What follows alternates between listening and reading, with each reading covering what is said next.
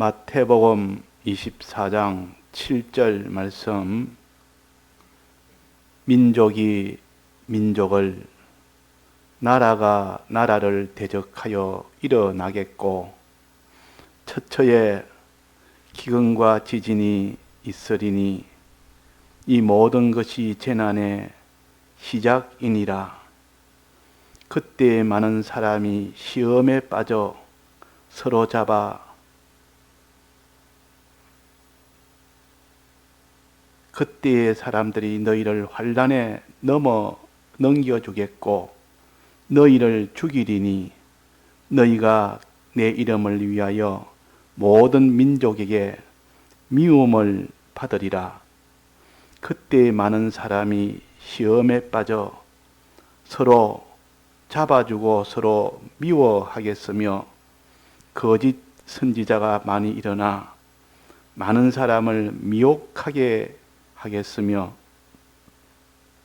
불법이 성함으로 많은 사람의 사랑이 식어지리라. 그러나 끝까지 견디는 자는 구원을 얻으리라. 이 천국 복음이 모든 민족에게 전거되기 위하여 온 세상에 전파되리니 그제야 끝이 오리라. 네.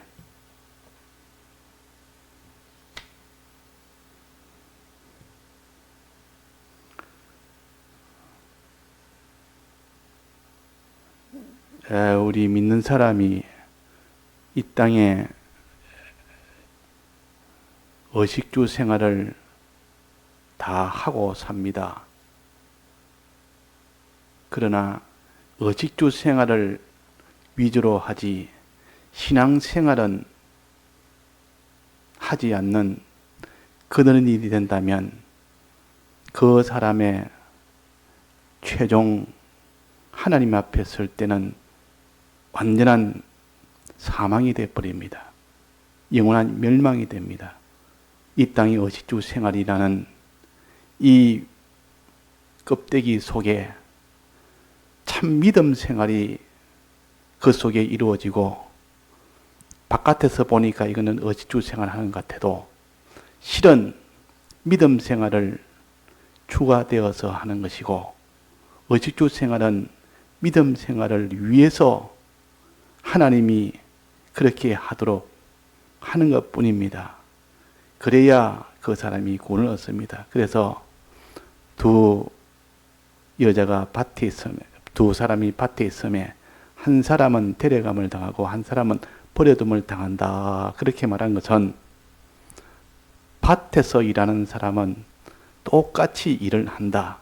즉 이 땅의 의식주 생활, 모든 수입 생활이나 사업 생활이나 농사나 밭의 일이나 똑같이 하지만은 그러나 한 사람은 데려감을 당하고 한 사람은 버려둠을 당한다는 뜻은 그 속에 믿음을 가지고 밭에서 일하는 사람이 있고 믿음 없이 밭에서 일하는 사람이 있습니다. 근데 안에 있는 그 믿음 생활이 있는 자는 데려감을 당하고 믿음 생활이 없는 자는 버려둠을 당한다 하는 이런 뜻을 우리에게 가르쳐주는 말씀입니다. 다 의식주 생활을 하니까 그것이 곧 사람의 생활인 줄 아나 그러나 그 속에 믿음 생활을 가지고 하느냐 믿음 생활을 없이 하느냐는 이것이 곧 영원한 구원이 되느냐 멸망이 되느냐 이 땅에 하나님의 이 모든 은혜 속에 사느냐 하나님의 이 복을 받지 못하고 사느냐는 그것이 결정이 되어버립니다. 그러니까 우리는 의식주 생활이라는 이 껍데기 그 안에 믿음 생활을 우리가 다 가지고 살아야 됩니다. 자, 그래서 예수님이 이 세상에 오시는 날을 재림이라 그러고 세상의 끝이라 그럽니다. 예수님이 이 세상에 다시 오는 날 2000년 전에 그때 한번 오셨고 이제는 곧 예수님이 2000년이 지난 지금에 다시 오는 것을 재림이라. 재림이 될 때는 세상은 끝입니다. 세상에 있는 것은 전부 다 불에 타서 녹아지고 하늘은 다 떠나가고 원소로 다 돌아가서 다 태워서 원소로 돌아가서 이제는 새하늘과 새 땅으로 이제는 이루어집니다. 그때 하나님 주님 앞에 전부 다 심판받고 하나님 앞에 다 심판을 받는 그것이 세상의 끝입니다. 그래서 그때에 우리의 행한 대로 다 갚아주는, 믿음으로 산 자는 믿음으로 산 그만큼 갚아주고, 믿음 없이 산 거는 믿음 없는 그런 것만 다 갚아주는 그때가 세상의 끝이요 주님이 재림하실 때입니다. 그때의 울자는 심히 극심하게 애통하며 울 때가 있을 것이고, 그때의 기쁨으로 하나님께 영광을 돌리는 그런 사람도 있을 것입니다. 믿음으로 산 사람은 그때에 참 하나님께 찬송하며 영광스러운 자로 나타날 것이고, 그때 믿음으로 땅에서 살지 못한 사람은 그때 큰 애통을 하며 모든 멸망 속으로 간다 하는, 이것을 성경으로 우리에게 가르치니까 우리는 어떻게 살아야 될까 하는 것을 충분히 우리는 짐작을 하고 살아야 됩니다. 오늘이라도 주님이 데려가시면 우리는 갈 수밖에 없습니다. 주님이 부르시면 가야 됩니다. 어디 갈지는 모릅니다. 어떤 사람은 몸이 아파서 그 병세가 점점 안 좋아서, 어떤 사람은 무슨 사고를 당해서, 어떤 사람은 무슨 이런저런 그 병을 통해서 어떻게 될지는 모르나 반드시 가게 되는 겁니다. 그러나 그것보다 더 큰 일은 주님이 재림하시면 모든 이 땅에 있는 사람은 다 죽게 됩니다. 그때 믿음으로 살다가 죽게 된 사람은 영광으로 부활되고, 믿음으로 살지 못하고 그렇게 부활된 자는 심판으로 나아갑니다. 그러니까 우리가 이 땅에 살 때에 의식주만 보고 살지 말고 주님이 우리에게 명하신 믿음으로 살아 이 땅에서도 평안하며 기쁨으로 참 하나님의 은혜 속에서 살고, 또 영원한 그 나라에서도 하나님의 영원한 그 모든 영생의 복을 받아 살 수 있는 이 참 영육의 복을 받는 길이요, 금생과 내세에 다 복을 받는 이런 참 시온의 길, 참 이거는 다 생명의 길을 우리에게 주셨는데, 우리가 이것을 다 잊어버리고 살 때를 잊어버리고 의식주만 위주로 사는 것을 잠자는 자라 그럽니다. 잠자는 자. 그래서 깨어라. 성경에 깨어라. 이 말은 너희들은 하나님의 심판을 보고 그날을 계산하고 하나님의 도우심에 이 은혜가 있고 하나님이 크게 심판하는 그날이 있는 것을 먼저 생각하고 그걸 계산해서 살아라 하는 것을 가르쳐서 깨어라 하는 것이고, 이런 거 계산 없이 그냥 의식주만 위주로 보고 사는 것을 잠자는 자라 그랬습니다. 자, 그래서 예수님이 이 세상에 오시는 그날은 이 땅에 크고 작은 것이 아무 소용이 없습니다. 높고 낮은 것이 아무 소용이 없습니다. 그 사람이 많고 적음이 아무 소용이 없습니다. 인물이 잘나고 못나고 그것도 아무 소용이 없습니다. 이 자기 개인의 종말이나 우주의 종말인 예수님 재림의 때나 그것이 다 종말은 반드시 오게 되기 때문에, 그래서 우리가 예수님이 오시는 이 세상의 끝, 세상의 종말, 종말이 언제 오느냐? 언제 오느냐? 그날은 아무도 모른다 했습니다. 그날은 아버지밖에 모른다. 아무도 모른다. 그날을 모르게 해놓은 겁니다. 주님 재림은 온다고 하셨는데 언제냐 하는 그 시점은 모르게 해놨습니다. 대충은 짐작은 할 수 있겠지만 그날을 딱 집어서 알 수는 없습니다. 꼭 여자가 아이를 잉태했을 때 출산의 시간은 아무도 모릅니다. 요즘이야 뭐 과학이 발달해서 그 제왕절개를 수술로 할 때는 딱 어느 날 정해서 뭐 날을 보고 이 날이 좋다 이러면 그날 정해서 수술하지만 그거는 출산이 아니고 그냥 그거는 수술로 그냥 이렇게 그 출산을 시키는 거기 때문에 자연 출산은 아닙니다. 자연 출산은 언제인지 모릅니다. 오늘인지 내일인지 날을 못 정합니다. 다만 징조는 알 수 있습니다. 징조는. 아, 이제 10달이 다 돼 간다. 이러면 대충 이럴 때가 다 돼 갔다. 이 정도는 알아도 그날은 모릅니다. 아무도 모릅니다. 의사도 모릅니다. 의사도 돼봐야 아는 것이지. 미리 몇 달 전에 며칠 날 몇 시에 나옵니다. 이렇게 알 수 있는 사람이 한 사람도 없습니다. 그런 것처럼 주님 재림도 어느 날 몇 시에 온다면 하나님이 모르게 나는데, 이전에 이단에 다미 선교회나 이런 다미 선교회 이전에 몇십 년 전에도 그때 한 두세 번 그런 거 있었습니다. 한 10년 전에도 그 다미 선교회가 한 10몇 년 됐죠. 한 20년 됐는가. 그때 한 번 있었고, 또 훨씬 이전 60년대인가 그때도 한 번 그런데, 어느 날을 정해서 이때 예수님이 재림하신다 이래가지고, 이제 재림하시면 이 땅에 모든 게 다 끝이 나니까 우리가 더 이상 필요가 없다. 집도 필요 없고 돈도 필요 없고 이제 그날에는 딱 맞춰서 흰 옷을 입고 준비하자. 이래가지고 전부 다 돈도 다 이렇게 다 소진을 다 하고 다 줄 것 다 주고, 그래가지고 이제는 다 모여서 그날 저녁에 흰 옷 입고 다 기다리고, 이제 주님 재림하시니까 이제는 모든 것이 다 끝이 나니까 오늘로서 이제는 모든 세상은 완전히 바뀐다. 이래가지고 기다리겠다. 이단이 그런 겁니다. 그러니까 뒤에 안 되니까 막 거기서 그것이 다 허지부지 돼가지고 다 이렇게 흩어져 버렸어요. 기다 이단은 그날은 하나님이 모르게 해놨는데 날을 정해서 그날이다 하면 그 이단이 믿거나 볼 것 없습니다. 그 성경에 그려놨기 때문에 그 성경을 보고 우리는 아닌 걸로 알 수가 있다 그 말이에요. 그래 그날을 모르게 해놓은 이유는 하나님이 항상 그날인 줄 알고 준비하는 것이 우리가 신앙생활 하기에는 훨씬 더 유익이 되기 때문에 그런 겁니다. 어느 날을 딱 정했다면 아직 멀었다.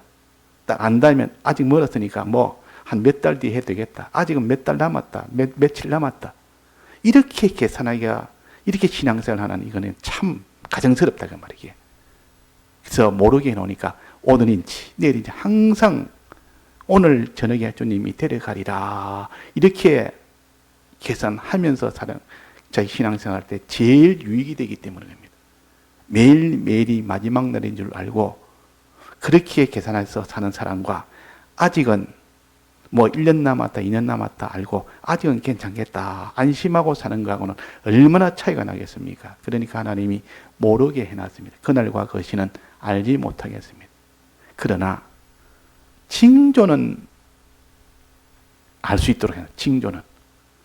그때 징조가 나타나면 이제 가까이 왔다. 곧 된다는 이것은 알 수 있도록 하나님이 징조는 알려주었습니다.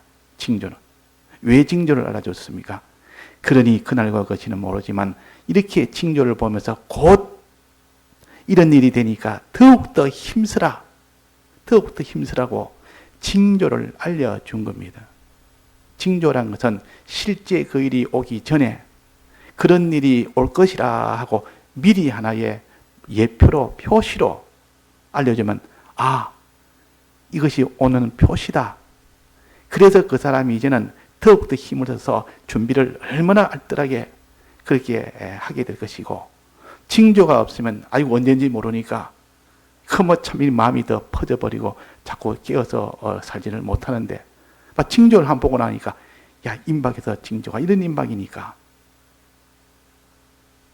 자, 그래서 이 농부가 열매를 얻기 위해서 곡식의 열매나 과일의 열매나 열매 얻기 위해서 씨를 뿌리고 물을 주고 키우고 자라게 해서 마지막 최종 열매를 얻기 위해서 자세히 살펴보면, 거기에도 보면 열매를 맺힐 때가 다 돼간다 하는 거다.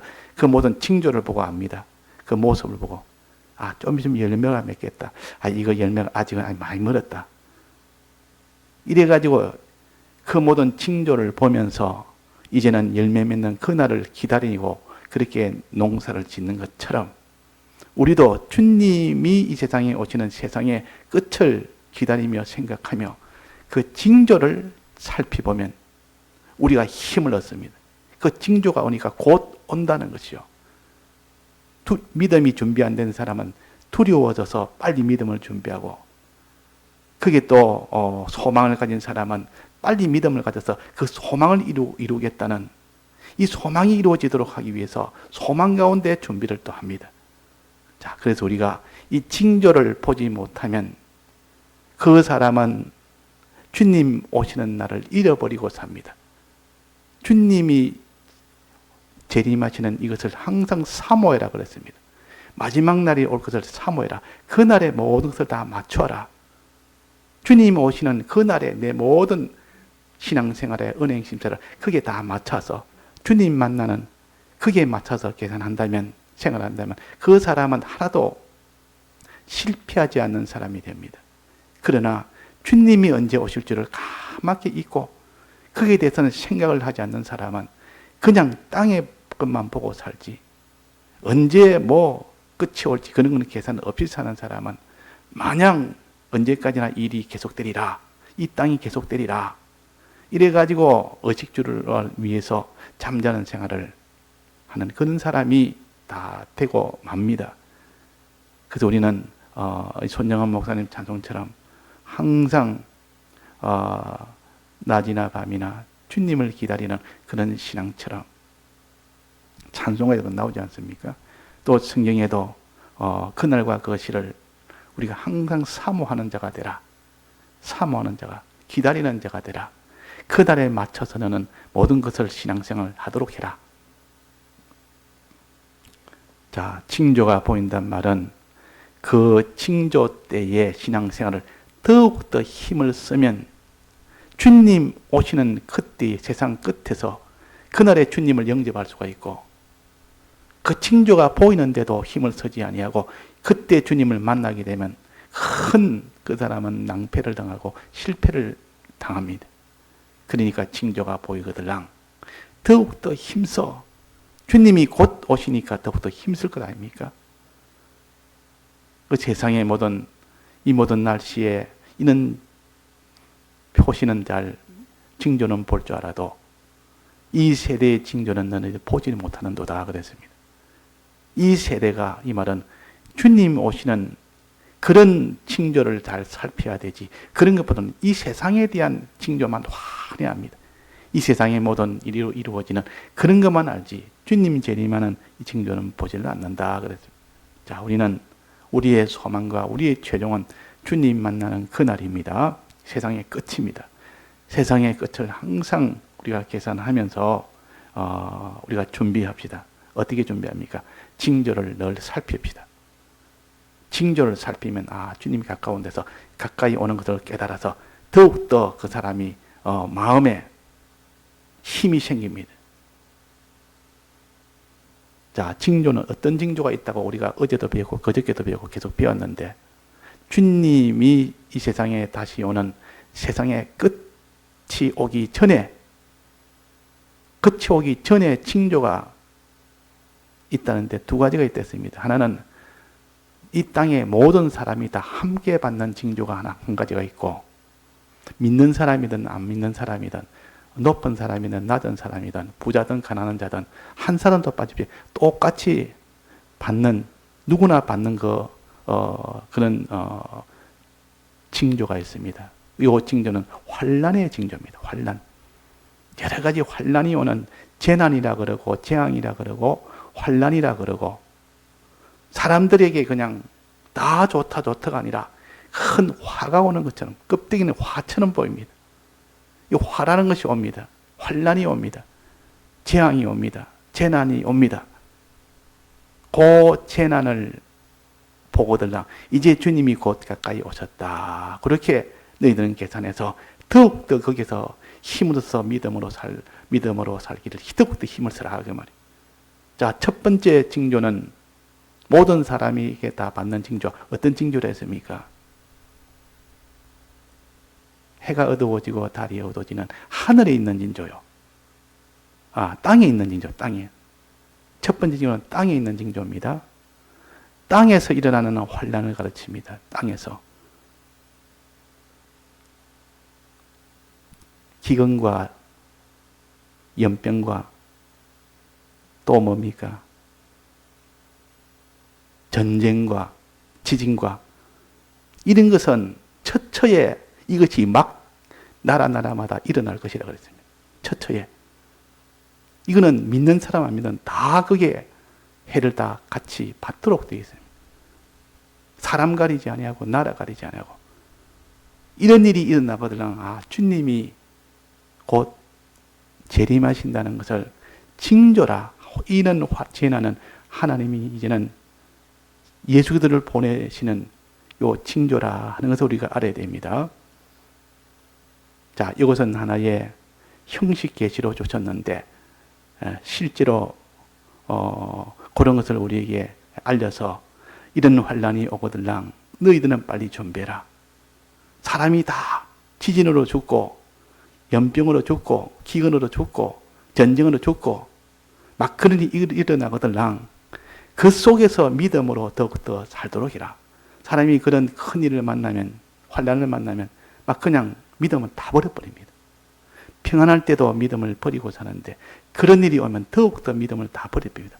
당장에 사람이 살아야 되지 않느냐? 예수 믿는 게 무슨 문제냐? 예배 보는 게 무슨 문제냐? 기도가 무슨 문제냐? 그걸 가지고 어떻게 하냐? 지금 당장에 이 모든 전체가 다 굶어 죽게 되는데 무슨 양식이라도 구하는 그 일에 힘을 써야지. 지진이 나서 이제 땅이 쩍쩍 벌리가 다 죽는데 빨리 이걸 도망갈 때까지 도망가야 되지. 전쟁이 났는데 전쟁에서 그냥 빨리 피해서 살도리를 찾아야지. 무슨 거기서 예배를 보고 무슨 기도를 하냐. 그럴 때가 반드시 옵니다. 자, 그럴 때가 오면 너희들은 거기서 믿음 생활해라. 거기서 믿음을 계속하는 자, 이것을 인내라 그럽니다. 환란이 왔는데도 그 환란에 비동되지 아니고 그대로 믿음 생활하는 것을 인내한다 그럽니다. 인내한다. 믿음을 계속한다는 뜻이요. 환란 속에서도 믿음을 계속하는 것을 인내라 그럽니다. 그러니까 항상 인내라 말할 때는 환란을 전제로 두고 그 환란이 와도 그 믿음 생활을 중단하지 아니하고 후퇴하지 아니하고 그대로 계속하는 것을 가르쳐서 인내한다, 견딘다, 참는다, 끝까지 참는다, 끝까지 견딘다, 뭐 그런 뜻을 말합니다.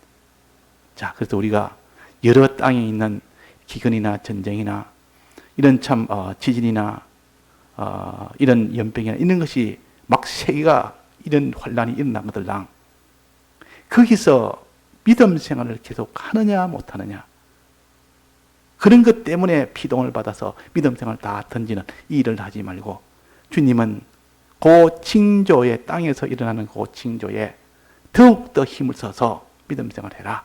그러면 하나님이 거기다 아무런 해를 받지 않도록 해준다. 장자재앙은 그 대상은 믿는 사람 안 믿는 사람 다 해당되었습니다. 믿는 사람도 안 믿는 사람 다 해당됐단 말이에요. 믿는 사람 이스라엘 백성도 장자들도 다 죽게 되고 그 땅에 있는 애굽 나라 이방인도 다 죽게 되고 그런데 다 해당됐는데도 불구하고 거기서 믿음으로 사는 사람, 순종으로 사는 사람은 이스라엘 백성들이 순종으로 사니까 해를 하나도 안 받았습니다. 분명히 그도 믿음으로 살지 않았다면 이스라엘 백성에게도 장자재앙이 분명히 받았을 텐데 해를 하나도 안 받았어요. 그래서 아무리 이런 재앙이 와도 믿음으로 살면 해를 받지 않습니다. 그래서 믿는 사람이든 안 믿는 사람 다 동일하게 그 환란의 대상이 된 것이 이것이 6월절 역사입니다. 자, 그래서 우리는 이런 땅에서 일어나는 자연의 이런 모든 환란이 일어나거들랑 주님이 가까이 왔, 주님이 곧 재림하신다. 심판대가 곧 오신다. 주님이 오시면 어떻게 됩니까? 주님이 오시면 하늘과 땅이 다 불로 녹아지고 새하늘과 새 땅으로 일어나고 모든 일이 다 드러나고 우리 행실이 전부 다 드러나고 하나님이 바로 심판으로 들어갑니다. 그때 심판으로 죽은 자들이 다 일어나고 그래가지고 다 심판한다 그 말이에요. 그 심판 뒤에는 영원한 사망으로 들어가는 이것이 문제지. 이 땅에서 내가 지금 잘 사느냐 못 사느냐, 이 땅에서 내가 평안하느냐 어떠하냐, 내가 높아지냐 낮아지냐, 이것도 중요하지만은 더 중요한 거, 이것이 기다리고 있기 때문에 우리는 더 큰 중요한 일을 위해서 작은 중요한 일은 뒤로 미루는 것이, 그것이 지혜 있는 사람이요, 그것이 참 깨어있는 사람입니다. 자, 이런 환란이 하나 있고, 두 번째 환란은 또 무슨 환란이 있겠습니까? 믿는 사람에게만 당하는 환란입니다. 이때는 안 믿는 사람에는 해당이 안 되는 환란이 옵니다. 믿기 때문에, 예수 믿는 이것 때문에, 예수 그리스도를 믿는 믿음 때문에 당하는 그 환란이 2차적으로 옵니다. 2차적으로. 안 믿으면 아무런 해를 받지 않고 그 환란이 안 되는 환란이요. 어떤 환란인가? 믿는 사람이 많은 이런 핍박을 받는 그런 환란이 옵니다. 핍박. 믿기 때문에 그 사람을 이렇게 다 공격을 하고, 그 사람을 욕을 하고, 그 사람을 화를 주고, 그 사람을 미워하고, 그 사람에게 다 핍박을 하고, 그 사람을 이렇게 죽이기도 하고 잡아 넘기기도 하고, 믿기 때문에. 그 북한에도 지금 그 자유가 없는 나라인데, 그러나 그 나라에 그냥 복종만 하면 그냥 화를 안 줍니다. 뭐든지 시키는 대로 하면, 북한 정권에 뭐든지 시키는 대로 하면 거기서 죽지 않고 오히려 그게 더 충성하면 그 사람의 보장을 해줍니다. 그러니까 그것으로 있는 힘을 다해서 거기서 살려면 있는 충성을 다 하면 되지만, 거기서 예수 믿는 자는 제일 바로 정치범하고 예수 믿는 자는 제일 큰 이런 화를 받도록 처벌을 합니다. 예수 믿는 사람하고 정치범하고. 정치범은 그 나라의 반기를 드는 사람 아닙니까? 제일 큰 죄로 다스립니다. 또 예수 믿는 사람하고, 예수 믿는 사람은 위에 하나님을 제일 위로 두기 때문에 그 김부자를 제일 위로 두지 않는다 그 말이에요. 그러니까 이거는 이 모든 나라 체제를 부인하는 거니까 이거는 정치범과 똑같은 자다. 나라를 전복할 자다. 오해 제일 우두머리 되는 이 수령을 중심으로 안 하고 하나님을 중심하니까, 그래서 제일 큰 처벌이 바로 죽이는 거나 이렇게 합니다. 자, 북한은 지금 그렇지만 이 남한 땅에는 자유가 있어서 예수 믿는다고 누가 방해 안 합니다. 지금은. 오히려 예수 믿으면 참 인정해주고 존중해주는 사람도 있고, 좀 이렇게 좀 부정적으로 여기고 이런 사람도 있지만, 그래도 이거는 자유고 예수 믿는다고 핍박은 없습니다. 그러나 어느 때인가 보면 북한보다 더 큰, 지금 공산주의, 사회주의 국가는 다 기독교는 그 나라의 체제를 인정하지 않고 반대하기 때문에 다 거기에 대한 박해가 있습니다. 공산주의나 사회주의는 다 그렇습니다. 그런데 민주주의라는 이 자본주의 이 나라에서는 자유는 분명히 핍박은 없고 자유니까 안 하는데, 거기는 말할 수 없는 핍박보다는 미혹이 많습니다. 미혹.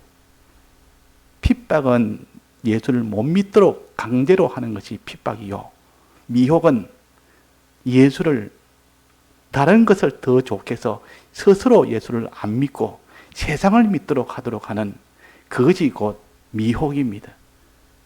그래서 자본주의는 자유가 있는 신앙의 자유가 있는 자본주의는 미혹을 가지고 그 사람들을 다 이렇게 다 미혹을 시켜버리니까 미혹 환란이 들어서 예수를 다 부인하고 예수를 버리고 사는 이 일을 하도록 하는 이 전법을 사용합니다. 마귀나. 자, 그래서 남쪽 이 한국이란 나라는 신앙의 핍박은 없다 할지라도 그 미혹이 북한보다 훨씬 더 큽니다.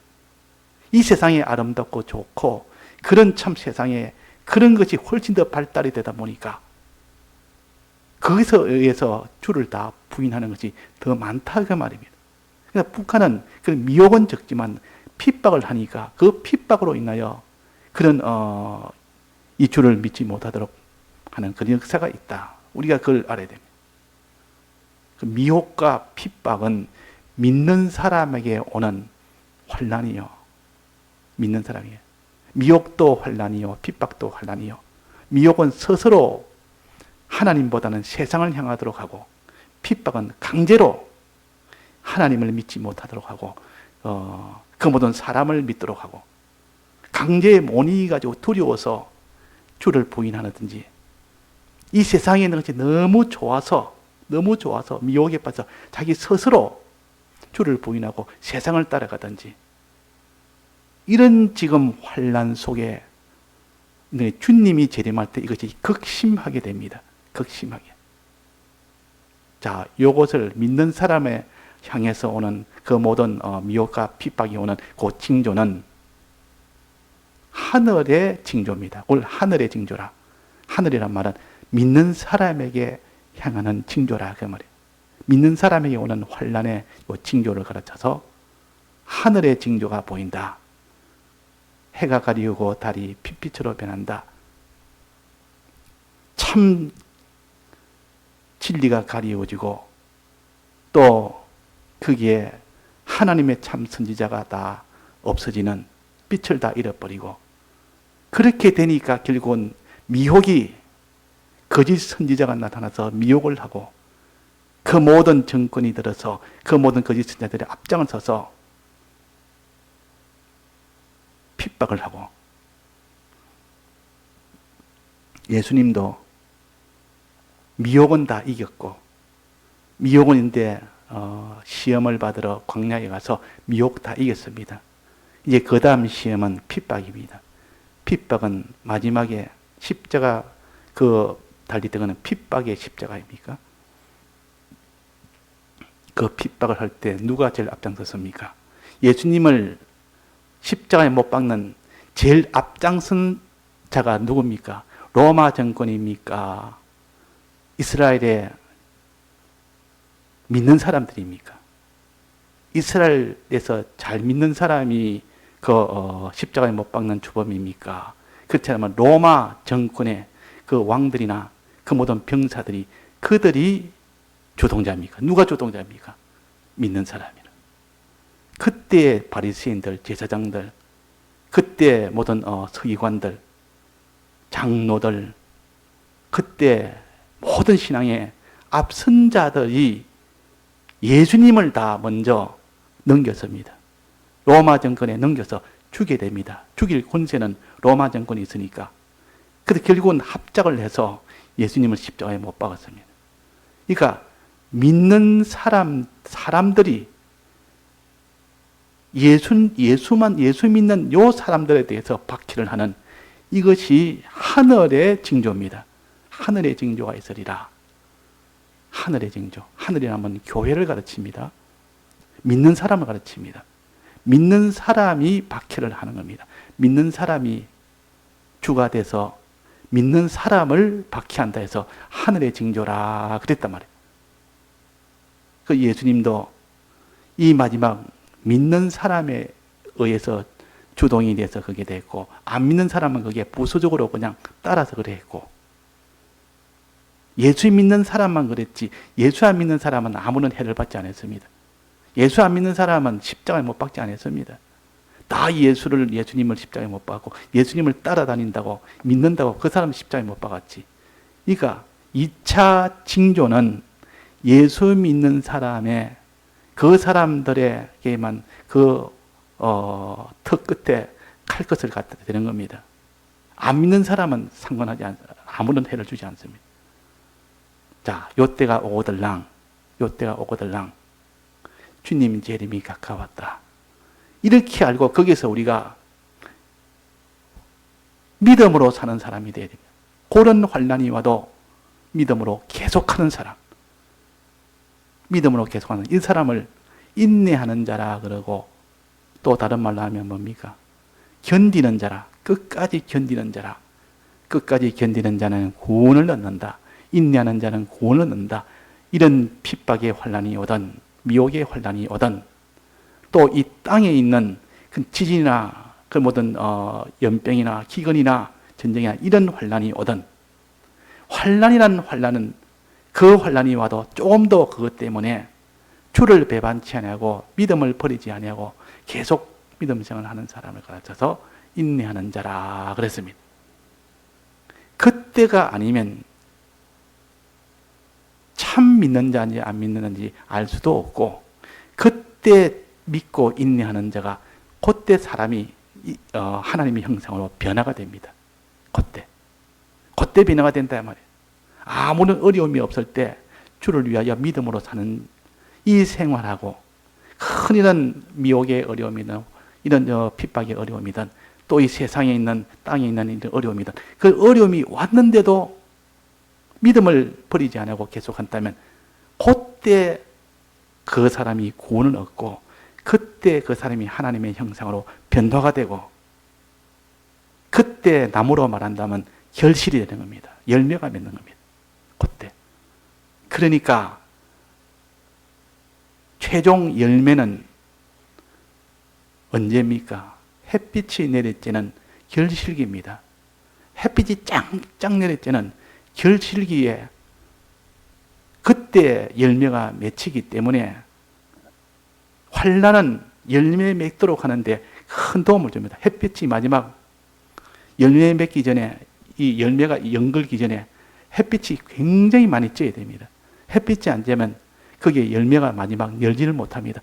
열려도 조그만하게 이게 물렁물렁하게 되고 온전하게 되지 못해서, 그래서 한여름에 그 모든 햇빛이 내리쬐면 그것이 많이 쬐어질수록 좋은 그런 결실이 되기 때문에, 그 농부든 농사를 지을 때 저는 못 봐도 그 농사 지은 사람들이 한여름에 햇빛이 안 오고 자꾸 이렇게 구름 끼고 이러면 아이고 이거 벼가 이렇게 온전히 다 이렇게 열매를 못 맺겠다 염려하고, 그러다가 햇빛이 막 내리쬐입니다.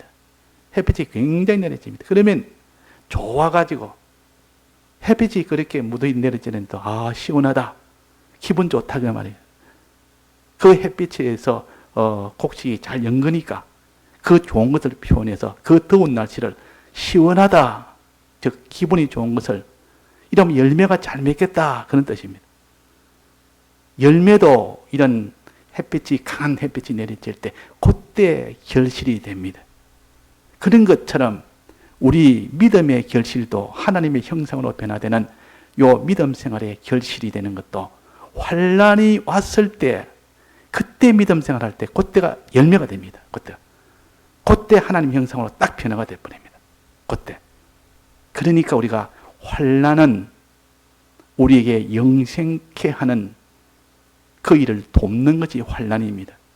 환란이 없으면, 농부가 결실 때 햇빛이 안 나면 막 그냥 열매를 얻지를 못하는 것처럼, 그러나 햇빛이 굉장히 강하게 내리쬐면 좋은 열매를 맺는 것처럼, 우리도 하나님의 형상인, 우리 온전하고 구비하고 부족함이 없는 그 사람 되게 하는 것, 하나님의 형상, 온전하고 거룩하고 깨끗하고 이런 사람이 되도록, 그렇게 그런 결실을 맺도록 하려면 그런 환란 속에서 믿는 그 믿음이 될 때 그때 구원이 되는 겁니다. 열매 맺는 걸 구원을 받는다 그럽니다. 구원받는다 말은 열매를 맺는다는 뜻이요, 하나님의 형상으로 변화가 된다는 뜻이요. 그러니까 환란이 없으면 변화가 안 됩니다. 환란이 없으면, 이 햇빛이 없으면 마지막 결실이 안 됩니다. 그러면 우리가 이걸 이치로 따진다면 여러 가지 환란은, 처음에 오는 땅에 있는 환란, 땅에 있는 징조 환란이 있고, 하늘에서 내리는 그런 교회에 당하는 그런 징조 환란이 있는데, 이런 환란, 두 환란이 그 사람이 하나님의 형상으로 변화받고 그 사람이 구원 얻는데 필요한 겁니까? 필요 없는 겁니까? 반드시 필요한 겁니까? 있어도 되고 없어도 되는 겁니까? 반드시 있어야 됩니다. 반드시 있어야 됩니다. 뭐 때문에? 구원을 얻기 위해는 환란이 필요하다. 농부와 농사지어서 열매를 얻기 위해서는 햇빛이 필요하다. 그 햇빛이 오면 좋아합니다. 햇빛이 오면 기독자가 결실을 되기 위해서는 환난이 오면 좋아하는 것이, 이것이 믿음의 사람들이에요. 구원이 어떻게 해서 이루어지는 것을 아는 사람은. 그래서 환난이 오면 여러 가지 시험이 오든 너희들은 기쁘게 여기라 그랬단 말이에요. 기쁘게 여기라. 농부가 햇빛이 내려질 때 기쁘게 여기는 것처럼 너희들도 기쁘게 여기라. 근데 사람이 이런 계산 없이 환난이 오면, 환난 누가 좋아합니까? 자, 우리가 환난을 좋아해야 됩니까? 환난을 좋아하면 안 됩니까? 우리는 환난을 좋아해서는 안 됩니다. 환난 자체를 좋아하는 사람은 고행주의요. 우리는 일부러 환난을 찾아서 고행을 받을 필요는 없습니다. 환난 자체는 좋아하면 안 된다. 왜? 환난 자체를 좋아하는 사람은 그 사람은 고행주의라. 예를 들면 무슨 이런 산에 올라가서 매 자기가 산에 힘들게 산에 올라가서 고난 속에서 올라갔다 오면 그 마음이 기분이 좋고, 그 고난 당하는 것을 좋아하는 겁니다. 그런 사람들은. 근데 아무 목적이 없어요. 그냥 고난 당하는 자체를 좋아하는 사람이라. 우리는 그런 것을 고행주의라. 우리는 그런 고난을 좋아하지 않습니다. 오직 그 고난을 통해서 열매가 맺어지는 일이 되기 때문에 고난을 좋아하는 것이지, 고난 자체를 좋아하는 것은 고행주의요. 열매를 얻기 위해서 좋아하는 것은 십자가를 사랑하는 자요. 십자가주의요. 십자가 고난은 열매를 맺기 위해서 좋으니까 그래서 우리가 십자가를 지는 것이지, 주를 사랑하는 이 사람이 될 수 있으니까 십자가를 좋아하는 것이, 십자가 그 자체를 좋아하면 그 사람은 목적이 없는 사람이에요.